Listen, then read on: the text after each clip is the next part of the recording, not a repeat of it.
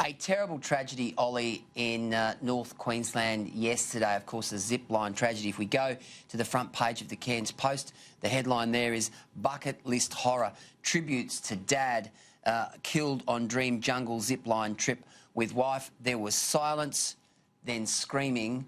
The headline, and of course, the Adelaide Advertiser, zipline tragedy. Our family is mourning the tragic loss of our husband, father and great friend. This is just one of those scenarios where I think everyone says there, but for the grace of God go I, Ollie, because, you know, we've seen tragic adventure tourism accidents in the past. We've certainly seen the Dreamworld tragedy that occurred obviously on the Gold Coast theme park a few years ago. I mean, when you know, sort of hitch yourself up to one of these adventure tourism rides, whether it be in Australia or overseas, you're sort of taking your life in your own hands, but you never expect the worst case scenario.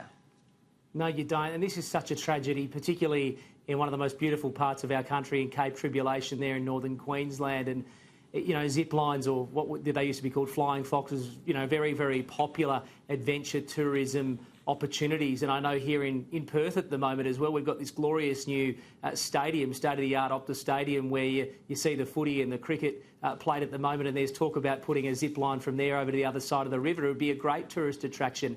And, you know, don't sugarcoat this issue at all. It's an absolute tragedy for the family. But what does this mean for zipline tourism? And all of a sudden, the pause button will be felt probably in a lot of these different operations right around Australia, and there'll be calls for reviews and making sure that these zip lines are up to scratch, that they have all the safety mechanisms in place.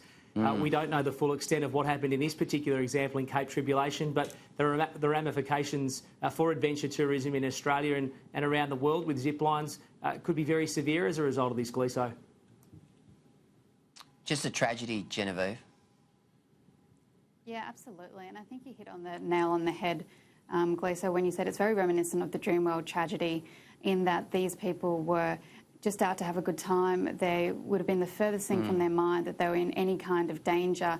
I mean, ziplining's been around forever. It's, in terms of extreme adventure tourism, it's really not the most daredevil stuff. And the fact that this has happened is absolutely tragic. And that's a family that's, you know, lost one parent and the other is in a serious condition in hospital. And you'd have to just really feel for what they're going through. But I think it's important not to just put it down to a freak accident. There was a cause, there was a reason this happened, and that needs to be found out if anyone's going to have any faith in these kind of activities going forward.